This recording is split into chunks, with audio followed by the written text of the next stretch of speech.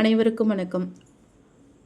வடிவியல் பகுதியிலிருந்து முக்கோணத்தின் பகுதிகள் சார்ந்த வடிவியல் கணித தேற்றங்களும் முடிவுகளும் போன பதிவில் பதிவிட்டிருந்தேன். இந்த பதிவில் பித்தாகரஸ் தியரம் அதை ஒட்டின கணக்குகள். இப்போ நாம் பார்க்க போகிற கணக்குகளில் சில கணக்குகள் முன்கூட்டியே தேர்வில் வந்த கணக்குகள், சில கணக்குகள் இந்த தேர்வில் வரத்துக்கு அதிகபட்ச வாய்ப்புள்ள கணக்குகள். இதையொட்டிய கணக்குகளும் வரத்துக்கான வாய்ப்புகள் இருக்குது. ஒரு கொஷின் பேப்பரில் 30 மேக்ஸ் இருக்குது அப்படின்னா அதில் குறைஞ்சது 2 கணக்கு பித்தாகரஸ் தேற்றத்தை ஒட்டி வந்துடுது. அது செவ்வகம் கொடுத்து ஒரு பக்கம் கேட்டாலும் சரி, இல்லை முக்கோணத்திலேயே கேட்டாலும் சரி, இல்லை செவ்வகம் முக்கோணம் வடிவியல் இல்லாமல் வெறும் அளவுகள் மட்டுமே வச்சு கேட்டாலும் பித்தாகரஸ் தேற்றத்தை பயன்படுத்துகிற மாதிரியான கணக்குகள் 2 வந்துடுது. ஸோ அது மாதிரியான கணக்குகள் இந்த வீடியோவில் நாம் பார்க்க போகிறோம். படத்தில் ஒரு கம்பத்தினை தரையுடன் நிலைநிறுத்த தேவையான கம்பியின் நீளம் என்ன? இது கம்பம். இது தரையுடன் நிலைநிறுத்துறதுக்கு இந்த கம்பியை வச்சு கட்டுறாங்க. இந்த கம்பியோட லெங்க்த் இப்போ கேட்குறாங்க. கம்பத்தின் உயரம் 20 அடி. கம்பியை வச்சு நல்லா கட்டுறாங்க இல்லையா? இந்த கம்பத்துக்கும் இந்த கம்பிக்கும் இடைப்பட்ட தூரம் 15 அடி. இந்த கம்பி எவ்வளோ நீளம் வேணும்னு கேட்குறாங்க. அவங்க கொடுத்துருக்க கணிதப்படி இது ஒரு செங்கோண முக்கோணம். இது கர்ண பக்கம். இப்போ நமக்கு கர்ணம் தான் தேவை, அதாவது ஹைப்போடெனியூஸ். பித்தாகரஸ் தேற்றத்தின்படி ஒரு செங்கோண முக்கோணத்தின் கர்ணத்தின் வர்க்கமானது மற்ற இரு பக்கங்களின் வர்க்கங்களின் கூடுதலுக்கு சமம். இதுதான் நம்ம கண்டுபிடிக்க போகிறோம். அதனால் அதை எக்ஸ்ன்னு வச்சுக்கிறோம்.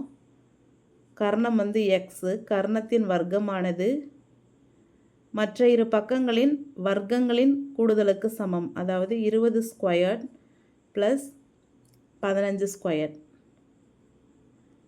20 ஸ்கொயர் 400 ப்ளஸ் 15 ஸ்கொயர் 15 15 225. 625. இது ரெண்டையும் கூட்டினோம்னா எக்ஸ் ஸ்கொயர்டு ஈக்குவல் டு 625. 625 எப்படி எழுதலாம்? 25 25 625. 25 ஸ்கொயர்டு அப்படின்னு எழுதலாம். இப்போது ஸ்கொயர்டும் கேன்சல் ஆகிடும். எக்ஸ் ஈக்குவல் டு நமக்கு என்ன கிடைக்குது? 25. இதுதான் என்ன? கம்பத்தினை தரையுடன் நிலைநிறுத்த தேவையான கம்பியின் நீளம் 25 அடி.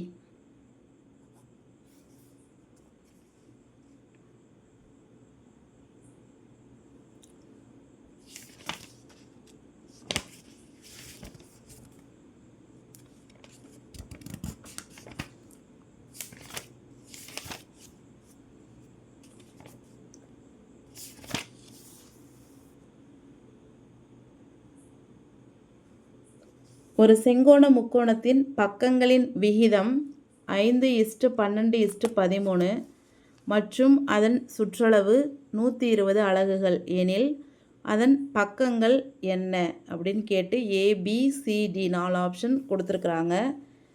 செங்கோண முக்கோணத்தின் பக்கங்களின் விகிதம் 5:12:13.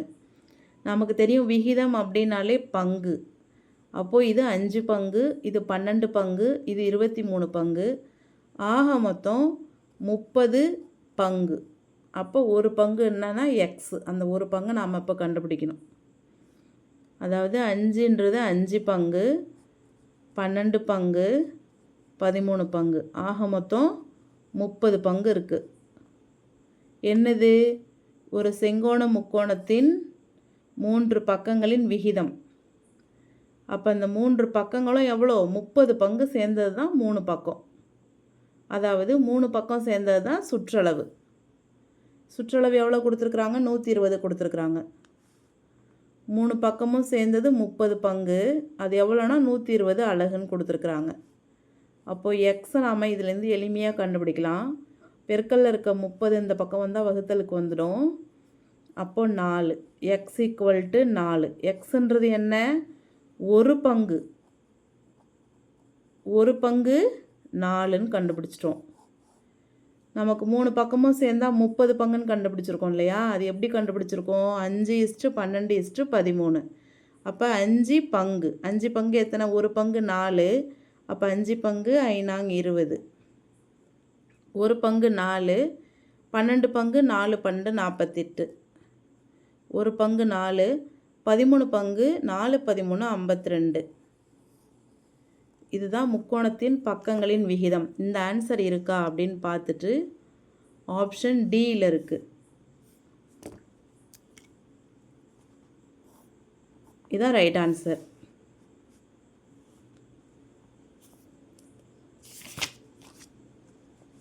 நீளம் 21 சென்டிமீட்டர், மூலைவிட்டம் 29 சென்டிமீட்டர் அளவுடைய ஒரு செவ்வகத்தின் பரப்பளவு எவ்வளவு அப்படின்னு கேட்டுட்டு 4 ஆப்ஷன் கொடுத்துட்டாங்க.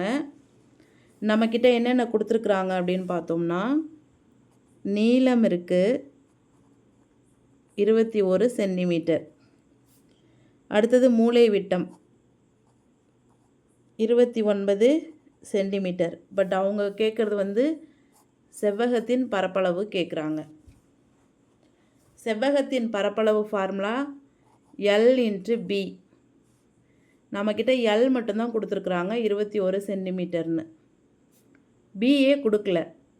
அதுக்கு பதிலாக என்ன கொடுத்துருக்காங்க? மூலைவிட்டம், அதாவது டயக்னல் கொடுத்துருக்காங்க. அது எவ்வளோ? 29. ஆனால் பரப்பளவு கண்டுபிடிக்க நமக்கு என்ன தேவை? பி தேவை, அகலம் தேவை.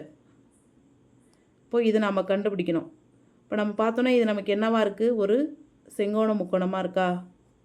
இது கர்ணம், இது அடுத்துள்ள பக்கம், இது செங்கோண பக்கம். இப்போ நமக்கு இந்த பக்கம்தான் தேவை.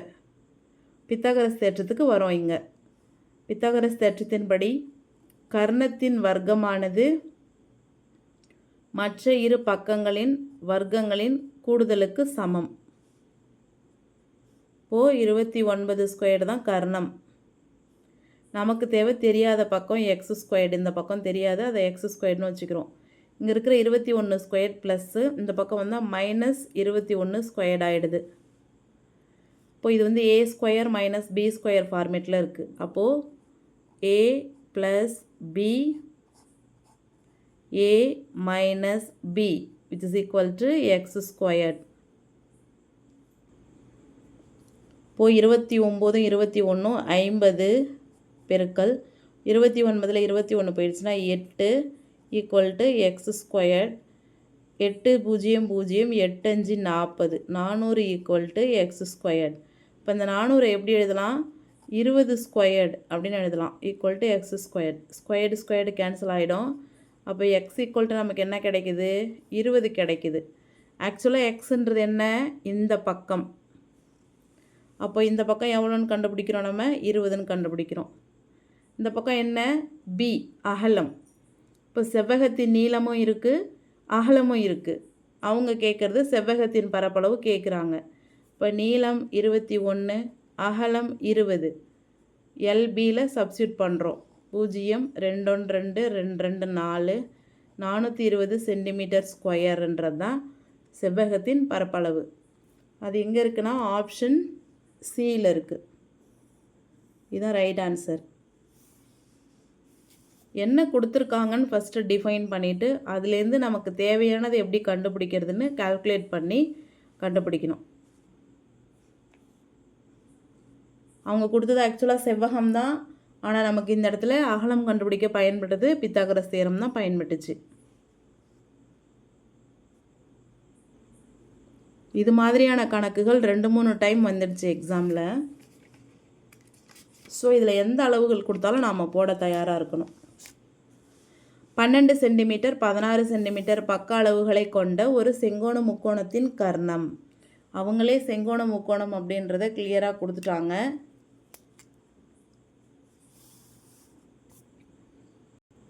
பக்க அளவுகளும் கொடுத்துட்டாங்க. எந்தெந்த பக்கம்னு நம்ம குழம்பவே தேவையில்லை. ஆனால் ஏன்னா அவங்க கர்ணம் என்னன்னு கேட்டுட்டாங்க. அப்போ கர்ணம் இல்லாத மற்ற பக்கத்தை தான் அவங்க கொடுத்துருக்குறாங்க. ஸோ இது ஒரு செங்கோண முக்கோணம். அவங்க கேட்குறது இந்த கர்ணம் தான் கேட்குறாங்க. அப்போ மற்ற இரு பக்கங்கள் தான் நம்ம அவங்க கொடுத்துருக்கிறது 12 16. எளிமையாக கண்டுபிடிக்கலாமா? கர்ணம் தெரியல, அதனால் எக்ஸ்ன்னு வச்சுக்கிறோம். அதான் அவங்க கேட்குறாங்க. இப்போது கர்ணத்தின் வர்க்கமானது மற்ற இரு பக்கங்களின் வர்க்கங்களின் கூடுதலுக்கு சமம். இப்போது X squared equal to 16 square 16 16 256 12 12 144 which is equal to 300 390 400. அதாவது எக்ஸ் ஸ்கொயர்டு ஈக்குவல் டு 400 நம்ம எப்படி எழுதலாம் 20 ஸ்கொயர்டுன்னு எழுதலாம். இப்போது எக்ஸ் ஈக்குவல் டு 20. எக்ஸுன்றது என்ன கர்ணம். கர்ணம் இப்போ எவ்வளோன்னு கண்டுபிடிச்சிருக்கோம் நாம 20ன்னு கண்டுபிடிச்சிருக்கோம். Option B is the right answer.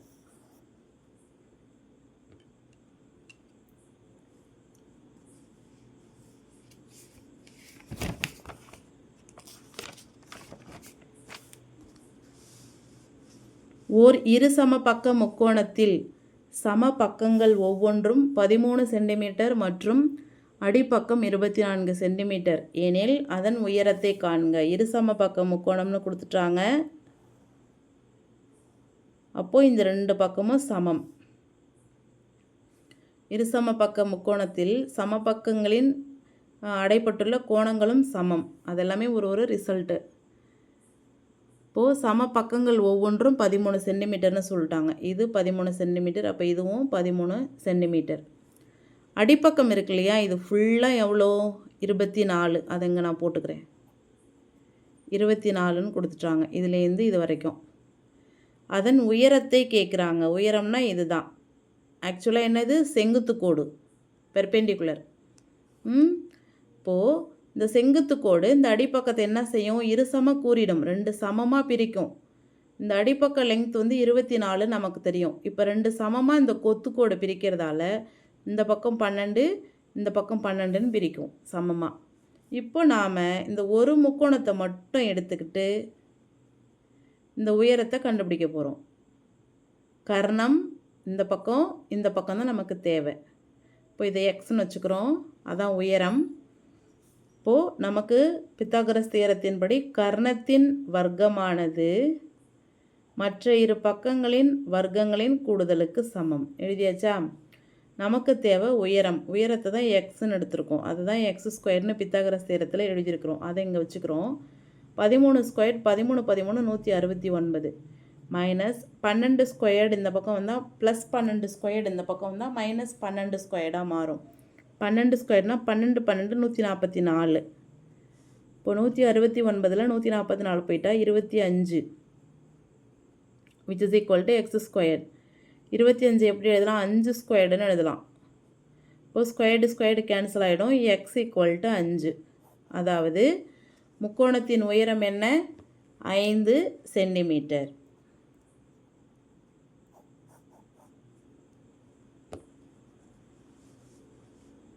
இப்போ அவங்க இருசம பக்கம் முக்கோணம் மட்டும்தான் கொடுத்தாங்க. அடிப்பக்கம் கொடுத்தாங்க. இந்த குத்துக்கோடு வந்து அடிப்பக்கத்தை இருசம குறியிடும்ன்ற விவரம் நமக்கு தெரியணும். இதை மாதிரி படம் வரையும் பொழுது நமக்கு ஒரு கிளியர் நாலேஜ் வந்துடும். எளிமையாக எந்த வகை முக்கோணம்னு கொண்டு வந்து அதுலேருந்து செங்கோண முக்கோணத்தை கொண்டு வந்து பித்தாகரஸ் தியரத்தை பயன்படுத்தி உயரத்தை கண்டுபிடிக்கலாம்.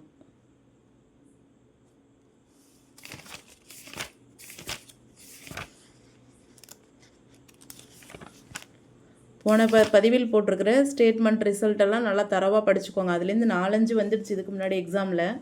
அதனால் அதை மிஸ் பண்ணிடாதீங்க.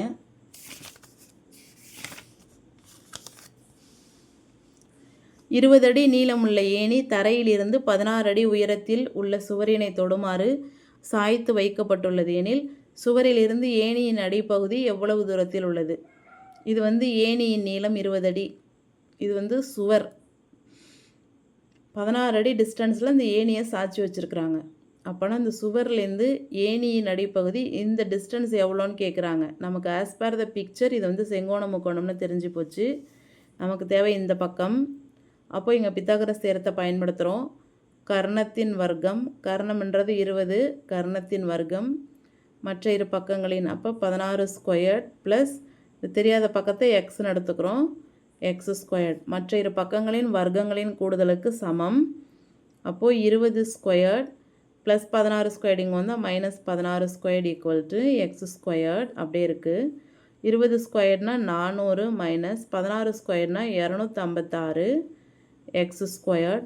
400ல் 256 போயிட்டா மீதி 144 which is equal to X squared.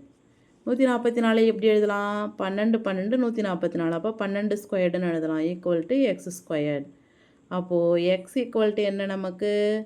12. இங்கேயும் ஸ்கொயர்டு கேன்சல் பண்ணிடலாம். X equal to 12. அதாவது சுவரிலிருந்து ஏணியின் அடிப்பக்கம் வரை உள்ள தூரம் வந்து 12 அடி. இது ஏற்கனவே தேர்வில் கேட்கப்பட்ட கணக்கு. இதையொட்டி நம்ம ஃபஸ்ட்டு பார்த்தோம் இல்லைங்களா, அந்த கணக்கு இந்த முறை கேட்குறதுக்கு சான்சஸ் இருக்குது.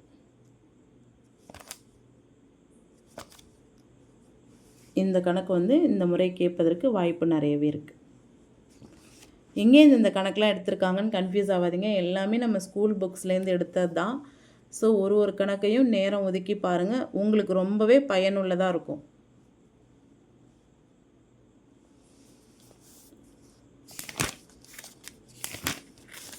அதே மாதிரி இதை பாருங்கள். படம் வச்சு கொஷின் வந்தால் இந்த கணக்கு வரத்துக்கு வாய்ப்புகள் நிறையவே இருக்குது.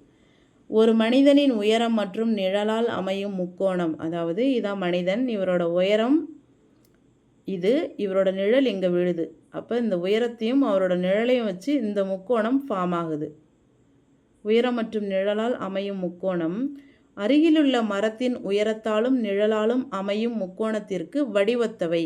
இந்த மரத்தோட உயரத்துக்கும் மரத்தோட நிழலுக்கும் இதை வச்சு அமைகிற இந்த முக்கோணத்துக்கு வடிவத்த முக்கோணம் எனில் மரத்தின் உயரம் என்னன்னு கேட்குறாங்க. அவங்க வந்து ABCDE அதெல்லாம் கொடுத்துட்டாங்க.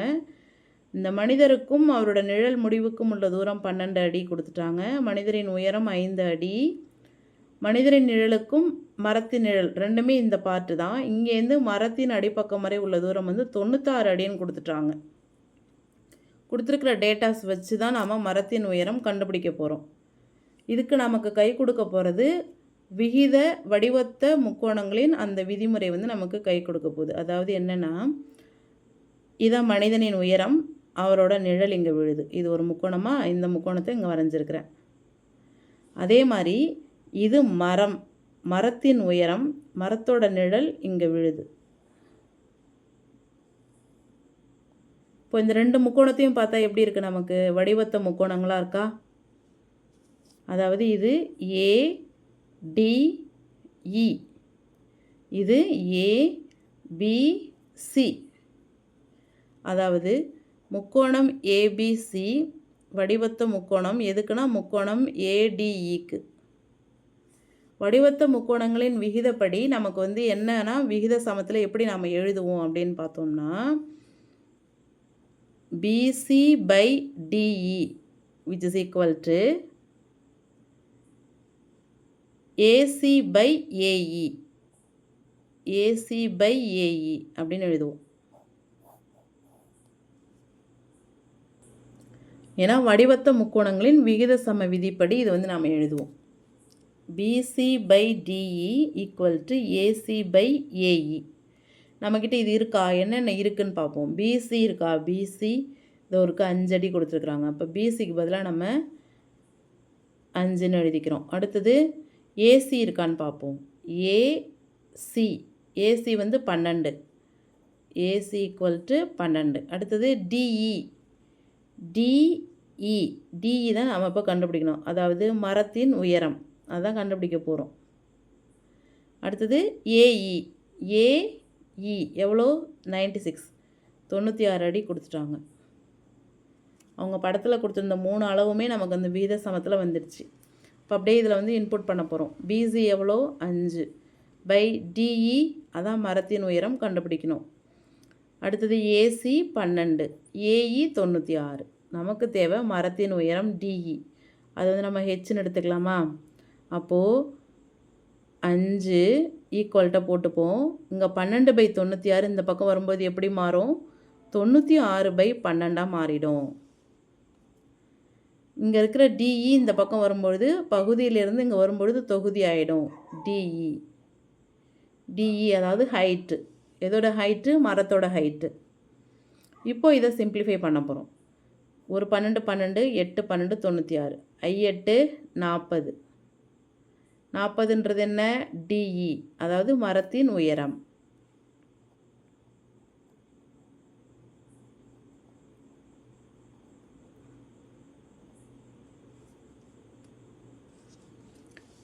இந்த கணக்கை நமக்கு போடுறதுக்கு வடிவத்த முக்கோணங்கள் என்னன்னு தெரியணும். வடிவத்த முக்கோணங்களாக 2 முக்கோணங்கள் இருந்ததுன்னா அதை விகித சமப்படி எப்படி எழுதலாம் அப்படின்ற இந்த ஃபார்மேட் நமக்கு தெரிஞ்சாதான் இந்த கணக்கை நாம் போட முடியும். இந்த கணக்கு ஏற்கனவே தேர்வில் கேட்கப்பட்ட கணக்கு.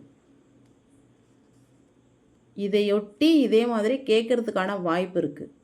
அளவுகள் மாற்றி, ஏன்னா ஒரு டைம் 2 டைம் இல்லை, குறைஞ்சது 7-8 முறை இந்த மாதிரியான கணக்குகள் கேட்டிருக்கிறாங்க.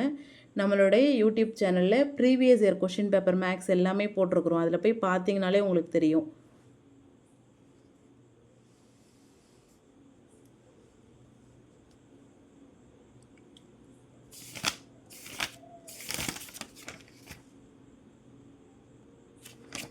அடுத்தது பித்தாகரஸ் மூன்றன் தொகுதி எப்படி அமைக்கிறது அப்படின்னு சொல்லிட்டு கீழ்கண்டவற்றுள் எது பித்தாகரஸ் மூன்றன் தொகுதி அப்படின்னு ஒரு கேள்வி வந்திருக்கு. 3 எண்களை கொடுத்து பித்தாகரஸ் மூன்றன் தொகுதி அமைக்குமா அப்படின்னு ஒரு 2 கணக்கு இந்த மாடல்லேருந்து வந்திருக்குது. ஸோ இது மாதிரி வரத்துக்கான வாய்ப்பு இருக்குது. கேள்வியாகவும் வரலாம், கணக்காக ஒர்க் அவுட் பண்ணாமல். எப்படி கேள்வியாக வரலாம் அப்படின்னு பார்த்தோம்னா, இப்படி கேட்பாங்க.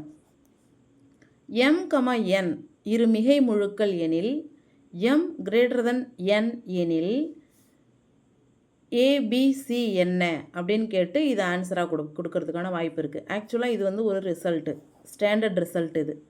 இதை வச்சு தான் நாம் பித்தாகரஸ் மூன்றன் தொகுதி அமைக்க போகிறோம். அதாவது n அப்படின்னு 2 நம்பர் இருக்குது, மிகை முழுக்களாக இருக்குது. அதில் m வந்து n விட பெருசாக இருக்குது. அதை மாதிரி இருந்துச்சுன்னா a = m² - n² ஒரு நம்பர் எழுதலாம். b = 2m × n அப்படின்னு ஒரு நம்பர் எழுதலாம். c = m² + n² அப்படின்னு ஒரு நம்பர் எழுதலாம். அப்போ ஏபிசி நமக்கு கிடச்சிடுது. அந்த ஏபிசின்றது ஒரு பித்தாகரஸ் மூன்றன் தொகுதி.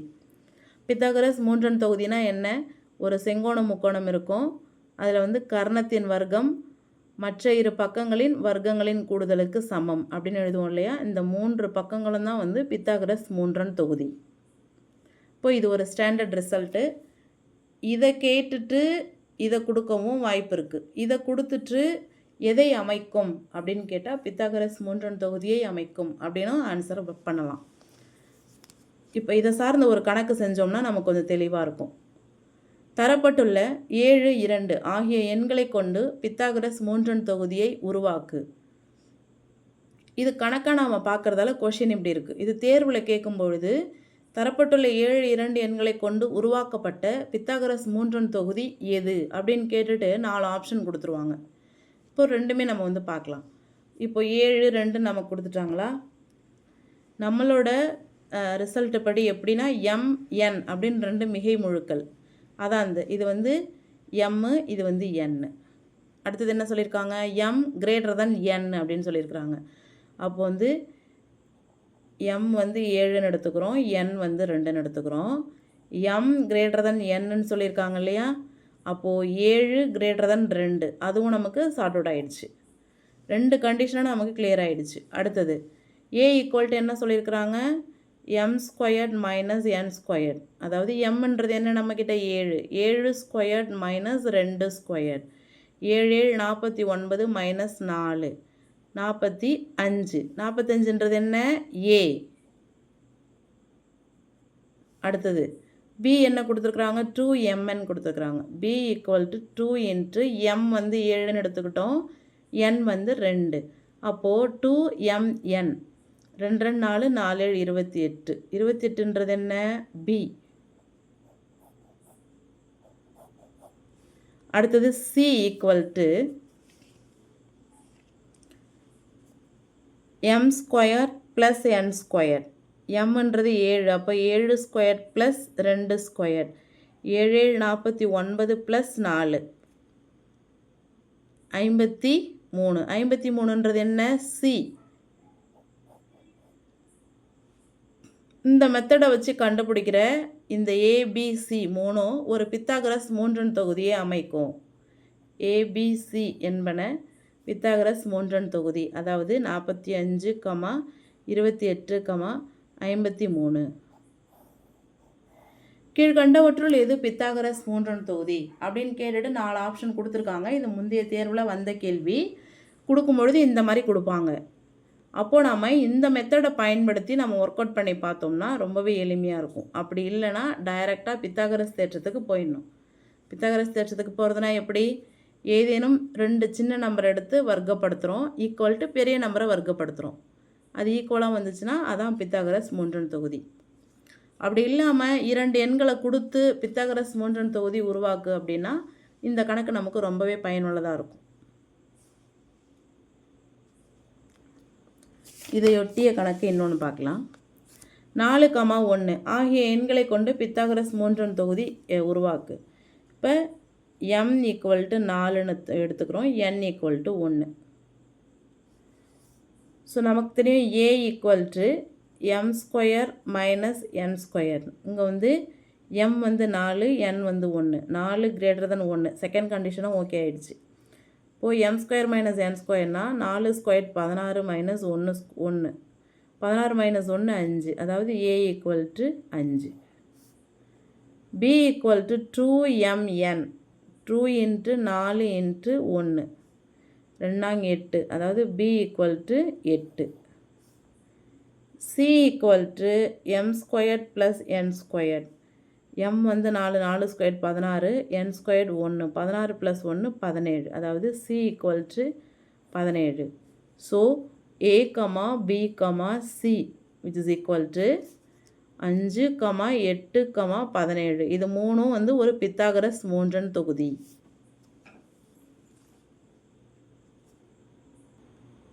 இப்போ நாம் பார்க்குறது ஏற்கனவே கேட்ட கணக்கு. திரும்ப இந்த மாடலில் 2-3 தடவை வந்துடுச்சு. பட் அளவு மட்டும் மாற்றி கேட்டிருந்தாங்க. அளவும் பேரும் மட்டும் மாற்றி கேட்டிருந்தாங்க. ரித்திகா என்பவர் 25 அங்குலம் திரை கொண்ட ஒரு எல்இடி தொலைக்காட்சியை வாங்குகிறார். அதன் உயரம் 7 அங்குலம் எனில் திரையின் அகலம் என்னன்னு கேட்குறாங்க. இதில் நம்ம கன்ஃபியூஷன் ஆகவே கூடாது. ஒரு டிவி இருக்குது, அதோட ஸ்க்ரீன் வந்து 25 அங்குலம். அதை எங்கே குறிப்பாங்க அப்படின்னா இது கிடையாது. ஸ்க்ரீன் வந்து இது கிடையாது. இதுதான் வந்து ஸ்க்ரீன்.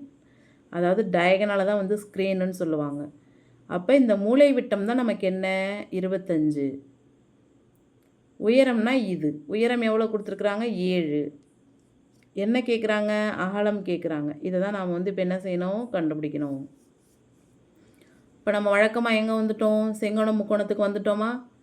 கர்ணத்தின் வர்க்கம் மற்ற இரு பக்கங்களின் வர்க்கங்களின் கூடுதலுக்கு சமம் வந்துட்டோமா? 25 25 625 7 49 plus X squared equal to 625 plus 49 இங்கே வந்தால் மைனஸ் 49. 625ல் 49 போயிட்டா 576 ஈக்குவல் டு எக்ஸ் ஸ்கொயர்டு.